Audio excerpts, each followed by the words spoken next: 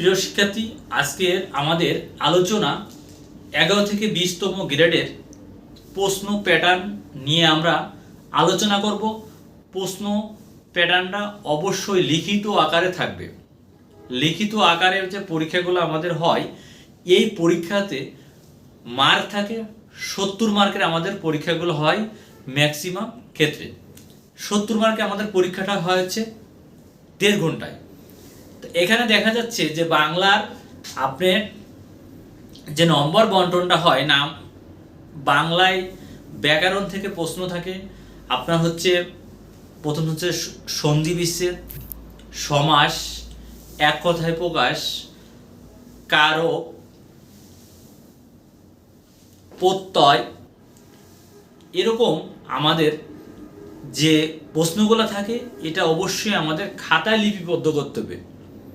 ঠিক তেমনইভাবে আপনি চলে আসুন ইংলিশে, যে আমরা যে প্রশ্নগুলা পাই সেটাও লিখিত আকারে থাকবে। আমাদের right from verb, article, terms of sentence, translation, retranslation, এবং একটা টপিকস বাংলাতেও থাকবে এবং ইংলিশে থাকবে, সেটা হচ্ছে ফোকাস রাইটিং।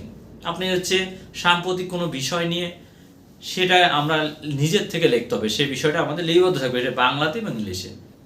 আরেকটা ব্যাপার আসি, সেটা হচ্ছে আমাদের ম্যাথমেটিক্স যে টার্মগুলো আছে এটা আমাদের ছোট ক্লাসের, যেমন আমরা 6 to 10 পর্যন্ত আমাদের যে পাটিগণিতটা আছে এবং কিছু কিছু বীজগণিত, উৎপাদক বিশ্লেষণ বিশেষ করে আমাদের এখানে বেশি ইনক্লুডেড থাকে, এবং কিছু পরিমিতি এবং জ্যামিতি থেকেও প্রশ্ন হয়। এই প্রশ্নগুলা আপনার অপশন দাগানোর কোনো সুযোগ নেই, অবশ্যই লিখিত আকারে 1.5 ঘন্টার সময়ের মধ্যে 70 মার্কে অ্যান্সার করতে হবে। তার মানে আপনাকে সেইভাবে প্রিপারেশন নিতে হবে। এরপর আমরা চলে আসি কোথায়, সাধারণ জ্ঞান বা জেনারেল নলেজ যেটাকে বলা হয়। এর মধ্যে থাকবে বাংলাদেশ অ্যাফেয়ার্স এবং ইন্টারন্যাশনাল অ্যাফেয়ার্স। এই যে টার্ম, এই প্রশ্নে থাকবে হচ্ছে আপনার টোটাল এক কথায় আপনার সাধারণ জ্ঞান, যে বাংলাদেশের কয়টি জেলা আছে সেটাকে আপনাকে এক কথায় লিখতে হবে, অথবা আমরা বলতে পারি যে আমেরিকা অথবা যুক্তরাষ্ট্রের বর্তমান প্রেসিডেন্টকে, এটা এক কথায় লিখতে হবে। তা প্রিয় শিক্ষার্থী, ধন্যবাদ।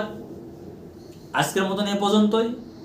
পরবর্তী ভিডিওতে অন্যান্য তথ্যগুলা পাবেন। আজকের মতন এ পর্যন্তই।